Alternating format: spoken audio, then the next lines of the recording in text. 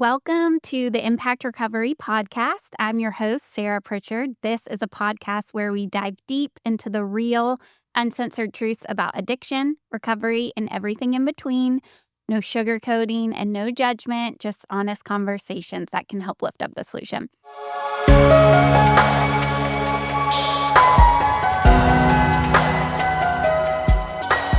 So let's get started. Today, we finally have Adams Pritchard back, founder of Impact, president, and my husband. How's it going? Good. Good. Glad I made the cut to come back. It's been a while. Oh, I only ask you as every week. No, but I'm glad that you are back on because today we are going to talk about what alcoholism and addiction is. Step one, how it can be confusing, and you're going to break all that down for us. Yep. Brought the whiteboard and everything. My favorite thing. Yeah, I wish it was a little bigger, but we'll see how it goes.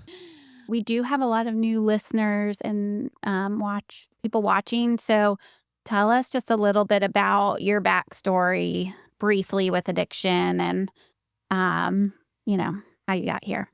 I'm from Birmingham, Alabama. Addiction stuff started really early. 17 years old is when it really started to get really bad. And I went to a ton of treatment centers all over the country. And was a product of, what we see in this space right now, which is not great treatment. And I was going to places that famous people were at. And I was going to regular in-network places and just couldn't get it. And what I tell people today is like, it's you've never had a shot. And that was me for a lot of years. So ended up at something at the very end that was eye-opening, life-changing, and I just thought, how is this not everywhere? That place is unfortunately no longer there, and Chad, the co-founder and our partner, business partner, really was the main one there, and he and I started talking about how could we go do this, emphasize all the good stuff, really cut out all of the fluff and create some magic, and we decided to go do it in a different region, in the Southeast, not take insurance. And really make something that works. And that's why we're in this space is what I tell people is because of what's out there is not good. And so, we're here to try to do something different. And that's what we've been doing. And it's been a blast. Well, and I think something that is very different about us is that we break down step one there in like a ton of detail. We are making sure that everyone is understanding what alcoholism and addiction is, because I know for you, for me, for a very long time, it was just like, oh, I just thought I drank too much and because I'm depressed or I have anxiety or this happened to me, so surely that's why I drink. And, I know for you, before you got exposed to the solution, it was kind of the same thing. And that's why today I'm really excited to go back through this because people don't understand. And, it's classified as a disease. And yet people are still saying, well, your husband's choosing alcohol over his marriage. It's like, not exactly. Yeah. So maybe we can shed some light on that. And, I know Kathleen was doing some step stuff for the family. So this is like the step stuff for our side, for the alcoholic, for the drug addict, and like, what is all this stuff? Mm-hmm. So let's get started. Dive into it. All right. So alcoholism, drug addiction, what we know is it's like you said, it's a gene, genetic, either have it or you don't, it's a disease, right? But what is that? Well, so what it is a 3-part problem. So it's mind, body, and spirit. Okay. So if I use this board, and we start up top with the mind. So the mind, we call this piece the mental obsession. Okay. The body, we call this piece the physical allergy. The spirit, we call this piece the spiritual malady. Now we're going to start down here at the bottom with this spiritual malady. You could call that one of 3 things. One of 3 words could go where you're defining it right here. Either spiritual malady, untreated alcoholism, or untreated addiction. They're all 3 interchangeable. So this state is basically when two things are present. I don't have a buzz, right? Like whatever substance I'm using is kind of like the euphoric, the good stuff is kind of cleared my body, right? So I'm kind of like kind of dry, right? Mhm. Um, and we know us like it's not good, right? That's A. And then B is that I have not yet been through a process to recover from this thing. Okay. Mhm. So that could either be a couple hours or it could be 90 days in a regular treatment setting, right? With nothing in my system. Yeah. Um, and so what happens is like the way that I start to experience life, short form definition, I have RID up here, restless, irritable, and discontent, like I'm about to pop. But a better description is that, I'm having problems with my personal relationships. I cannot control my emotional nature. I'm a prey to misery and depression. I am full of fear. I start to feel kind of like uselessness, loss of purpose, can have problems at work or making a living, just this absolute emotional train wreck. And the thing is we can't sit in that space or that state for very long. Right, and you're Becau- talking about when the substances are out of our body, Right. and we can definitely experience that with the substances for sure, but this piece is so much more important because Yeah. it's like when it's out of our body, then the general public thinks we should be getting better, Right. but you're saying, "No, we're actually, like, way worse and we have way more problems." I wanna take that a step further in a minute, but you're really yeah, you're on it. So tracking. So, since we cannot sit here for very long, this is connected to the mind, but it's also for this demonstration, this is what fires the obsession of the mind, which really just means in this untreated state, in this spiritual malady, I have no choice. That's the definition for the mental obsession, like the main part of the definition. I have no choice but to put something back into my body because all of this stuff that we've been describing and talk about, the second I put something back in my body, it goes away. Like it melts. I can breathe. I've got relief. I can be in my skin, right? I can do whatever I need to do, right?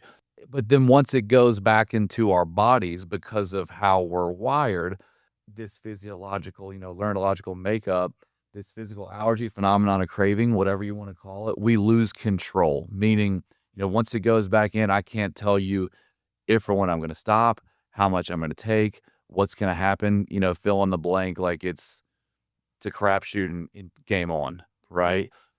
So the world looks at this like you were talking about, like, hey, they just need to stop drinking, stop doing drugs, right? So there's two parts to that. So first of all, I can't just stop. It's not that easy Yeah, we because would of have done that. right, because of what we're talking and like you said, like, how could they choose this over their family? We're not choosing to do this. I have something going on inside of me that's so loud that is just like I have to put something back in there so that I can Ex do anything. experience relief. Yes, relief, like I'm about to pop, right? Right. And there's no choice in that game, Right. okay? In that untreated state, I have got to get relief, okay? So the world looks at this like we said, "Would you stop?" Well, I can't. Also, they look at it, well, then just the problem would go away if the drugs and the alcohol were gone.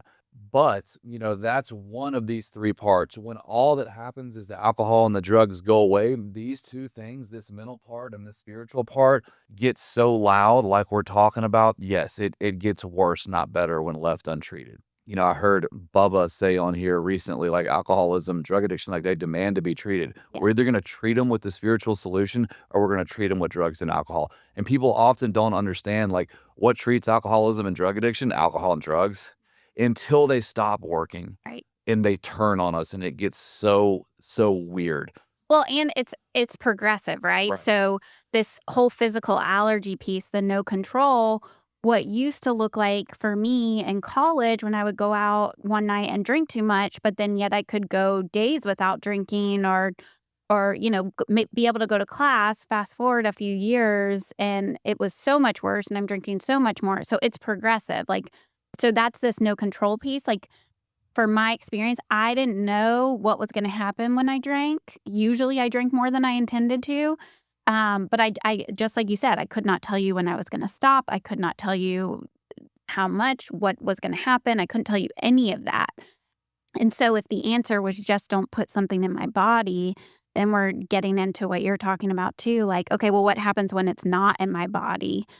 Because alcohol does something for me and it brings that relief that you're talking about, or the drugs, whatever it is.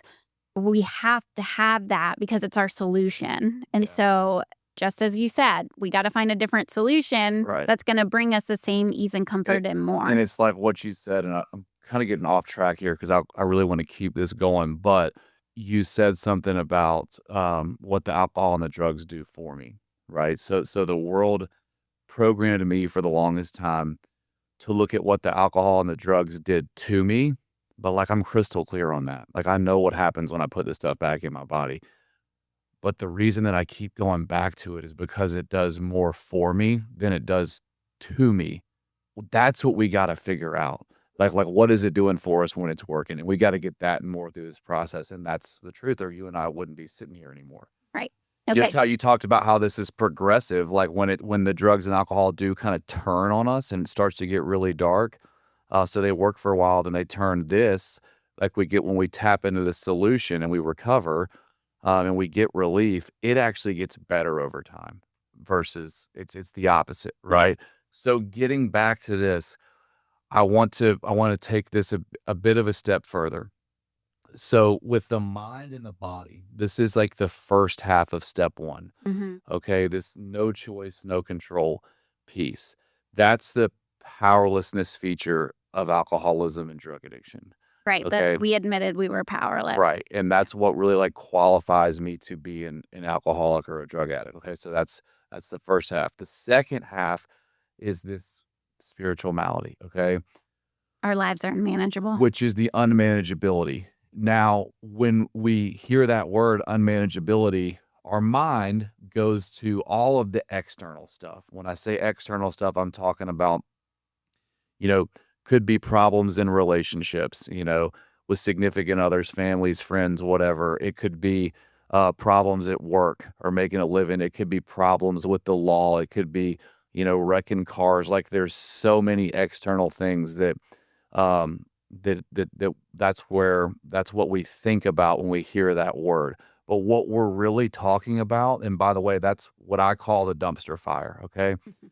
What we're really talking about when we're speaking about this unmanageability piece is what's going on inside, right? Like Yeah. this spiritual malady, because of what's going on inside of me, that's what's pouring gas on the dumpster fire out there. But the thing is like when we do this work and that internal unmanageability gets resolved, that's when the external stuff straightens out. And for the longest time, my experience, um, what I kept being taught and told was you have to go fix all of this stuff out here. But it doesn't change what's going on inside. It Right. just doesn't, because that's what we talk about a lot, how the problem is not external. Also, the solution is not external. Well, and did you have experience drinking and using in different scenarios? Yes, Like, it give did. us some examples of when So maybe you drank and used. you got the best relationship in the world, still drinking and getting high. Got the worst relationship in the world, still drinking and getting high. Best job in the world, still drinking and getting high. Terrible job, still drinking and getting high. And some of those things may help for a couple hours, couple weeks, couple months, but it's not the solution, for good and for all. So that's the powerlessness feature. That's the unmanageability. Um, and then, what I kind of want to talk about for a second before we get into the solution side of this is how confusing it is to people about so with clinical work in how it relates to addiction. Okay. So when I say clinical work, I'm talking about therapists and all that, which are great, right? And it's a part of this. But the organ where the problem centers is my mind. Mhm. Okay. We talked about earlier how the spirit and the mind are connected. Even if there's no alcohol and drugs in my body, but I'm still experiencing this because I haven't yet been through a process to recover. My mind is blocked from being able to really get a benefit out of clinical work, right? So if this is still present, I can do all the clinical work I want in the world. It's not going to do anything. Right. And that was I sat in therapy offices for years. I did clinical intensives. I did all kind of things, and it did nothing for my addiction and couldn't figure out why. Mhm. And that's the experience that we hear of so many people, and they get so confused. Well, how come this is not working? Right? That's why. Is because we have to start to wake this up, this stuff to get resolved in order for the mind to open up enough for us to be able to really get a benefit out of clinical work. And that's what we do at Impact, right? But that's not what's happening in the treatment landscape. Mhm. Um, and so, with that, it's like, so we can take that a bit of a step further. What happens when we go through this process and we're talking about working the steps? Right. All right. This piece right here gets overcome. Okay. All that stuff that we're talking about goes away. All right. And what happens as a result of that is this obsession to drink alcohol and use drugs, this no choice piece disappears. It gets removed. God takes it away. And let's think about that for a second. Why? Because all this crap that we're talking about on why I have to put stuff in my body and get relief, it's gone. Yeah. I've got relief, right? That obsession disappears. And the relief that we get from this process is incredible, Right. right? It's like, that's what we talk a lot about, like how, it's just this, you can experience joy in life even under pressure and difficulty. And that's why I believe it's such a gift to be an alcoholic or a drug addict is that's presented a solution and then taken through the process to tap into that solution and recover. Because I feel like we have a leg up on the rest of the world, like regular people, because of that. Like we get to experience joy even under pressure and difficulty. Because what is life? Life is pressure and difficulty. And we have a different way to move through all that stuff. Yeah, and I mean, I think most people, it's like I'll just speak from my experience again, but, like, I came in to just not drink, and that's just a byproduct of this. Like, that's not the end goal. Our lives get recreated. This obsession being removed, and maybe we can talk about this a little bit too, because you hear the word obsession, and I think, like, obsessive thoughts about, like, drinking and using, and which we experience, but also this obsession of like, no, I'm under the delusion, stone cold sober, that I I think I can drink normally, even though my experience shows I have this physical allergy, no control. When I pick up, I drink more than I intend to, but I can't bring that into my mind. And so this, like where you're talking about like the problems in the mind, like our minds are essentially like hijacked because they're in this untreated state. And so when we get to this place where we're recovered from the hopeless state of mind and body, I don't suffer from the obsession. I don't think I Right. can drink. It's neither here nor there. It's just kind of lifted, which I didn't do on my own, which Right. is like the miracle of this. All right. So there's also another layer I want to cover with this because we talked about the clinical piece for a little while. And so, a lot of people out there and a lot of families think that, my loved one is doing this because of X, Y, and Z. Like setting up this idea that alcoholism and drug addiction is causal. Mhm. Um, and that's not, that's not the truth, right? I'm drinking and doing drugs because of this. Okay. So the number one thing that we hear a lot is about it's because of the trauma, right? Mhm. It's the big buzz out there. So here's my view on this. Okay. Every single human being on planet Earth has some form of trauma. It's part of the human experience. Okay. Now, there is absolutely like big T trauma, little t trauma. Like there's some stuff that's way more significant than others. But like if every human being has some form of trauma, how come every human being on planet Earth is not an alcoholic or a drug addict? What's real simple is because not all of us have this gene. Yeah. Okay. Where it is connected to alcoholics and drug addicts is, so trauma, it it lives in the mind right up here, and it's stored. We know it's stored in the body, like somatically and all that. But in order for us alcoholics and drug addicts to unlock that stuff, since it lives in the mind, we have to wake the spirit up first, right? In order to have a real experience with doing some trauma work. So I can go do all the trauma work I want, but it's not going to move the needle. Yeah. Right. Like we've got to recover Yes. first or do it in conjunction. Right. Right. And with that logic, a friend of mine uses this example that's like, let's say you and I left here right now and went to go eat lunch at a seafood restaurant. Right. And there's a 1-year-old next to us that has a terrible allergy to shellfish, but has no idea they have an allergy to shellfish. The parents don't, because the kids never had shellfish, right?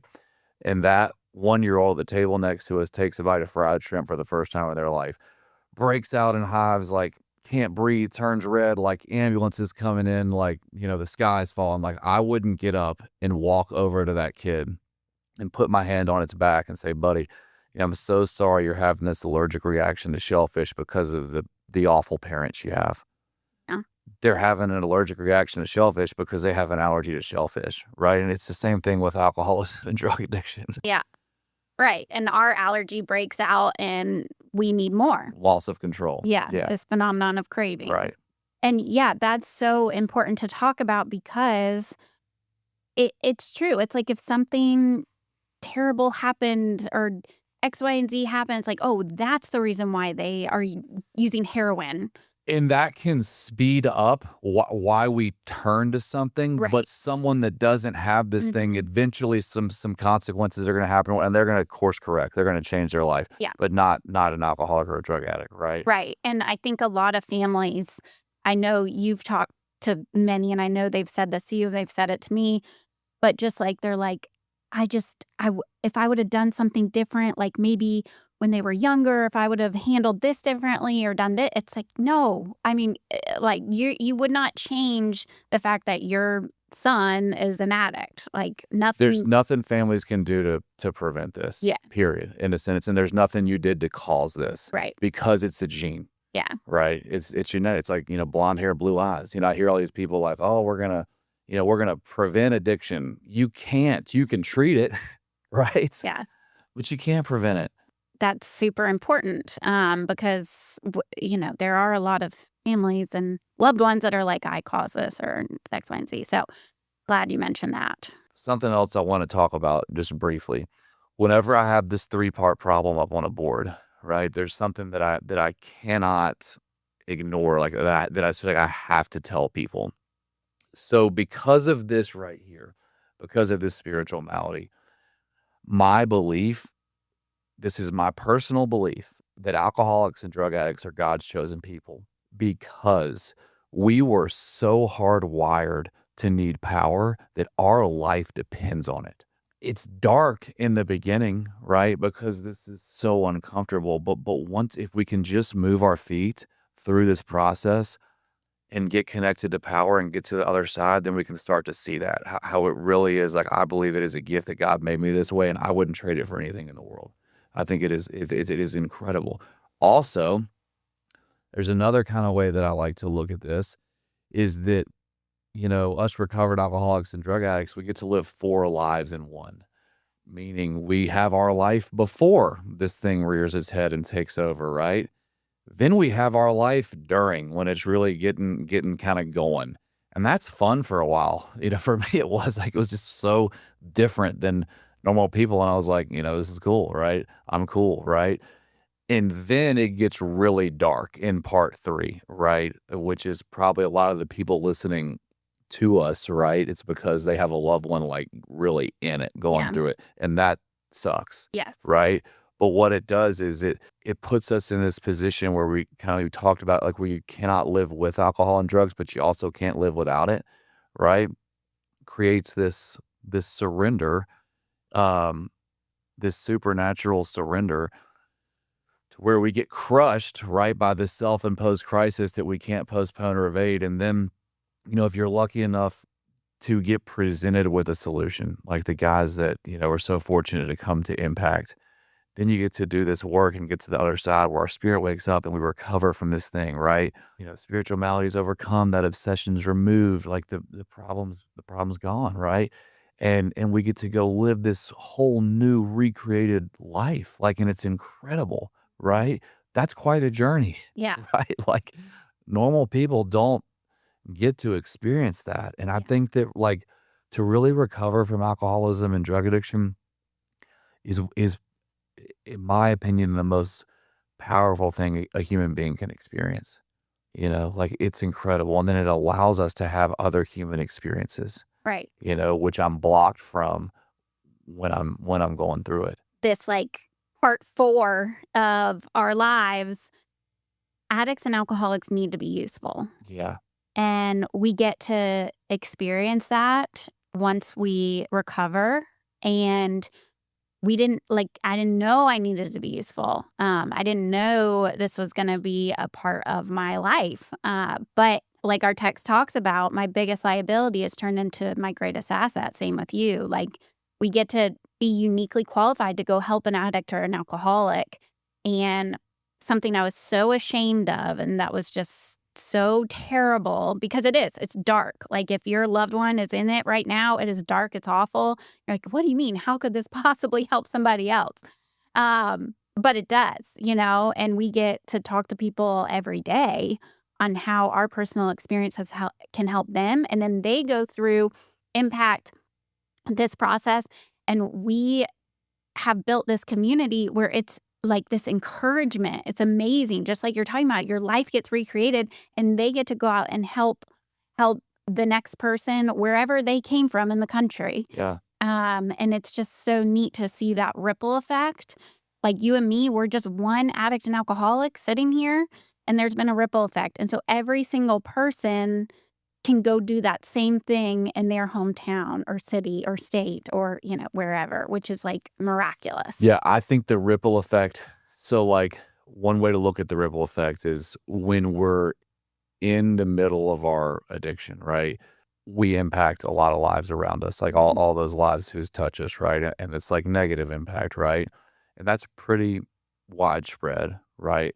But the ripple effect when we recover, what you're talking about, I think is a million X that, because it's not only the people that were in our, like, the whirlwinds of our little tornado, right?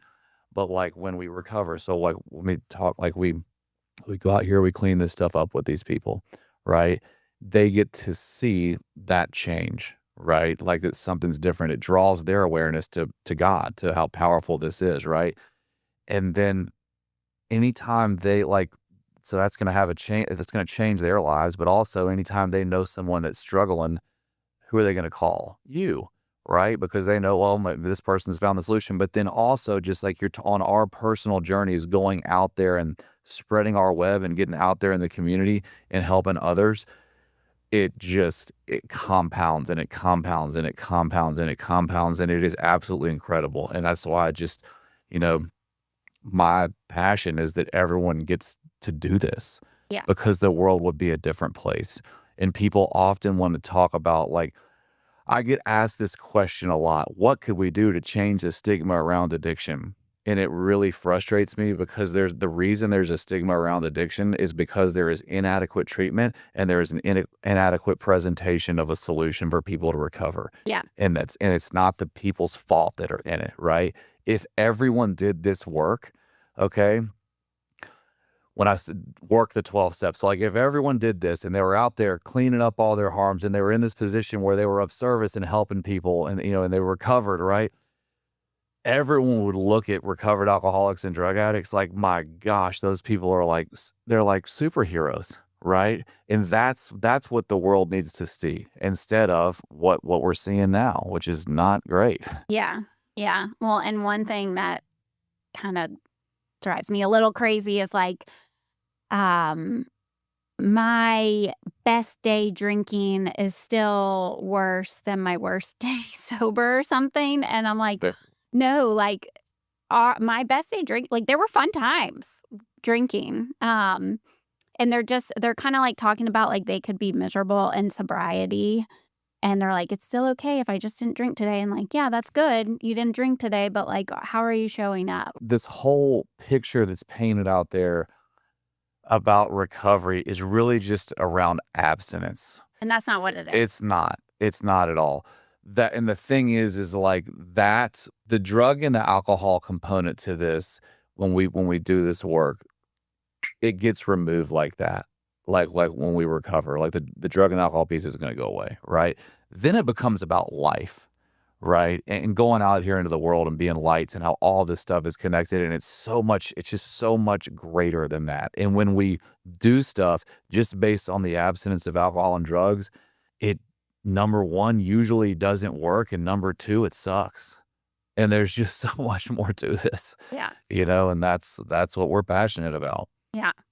I often hear people talk about like, oh, he's got a step 3 problem, right? Or he's got a step 8 or what, like, there's no such thing. Every single problem is a step 1 problem because if I get convinced of this, right? If I can see what I'm up against, I am going to do the rest of the work Mm-hmm. and I'm going to recover, right? So it all comes down to this. So you're kind of like talking about if somebody doesn't want to write their inventory or make their Right. amends, and people are like, oh, they're just not ready to make their amends. Like, no, I'm not convinced of r- the hopeless feature of alcoholism and drug addiction. No one's adequately broken down step 1 for me. right. Or it's been broken down and I'm just like, you know what? Like I'm down with that, but I still think I got a little power Yeah. and I still think I can beat this thing. Right. And maybe that's the case. And what happens? I get beat down again and then I'm like, all right, all in. Yeah, exactly. And I mean, step 1 is bad news. Like, it's bad news because we don't have the answer. But on the flip side of that, it's also good news because then, like you're talking about, that's going to spring this willingness in us to go through this work, even though it's slightly uncomfortable, inconvenient at times, don't want to do some of it. But it's like there's just this willingness that is going to be there because it's life and death, right? Yeah. Like we understand if we have a true step 1 experience, like we got no shot on our own power. We got no shot because most people, if they're landing in a place like Impact or somewhere else, most people have tried pretty much everything. Like Yeah. they've tried their hardest. And so it's that moment of surrender you're talking about where maybe I don't have all the answers. Maybe I Right. actually don't have any of the answers. And I just need to listen to somebody that has a life that I want.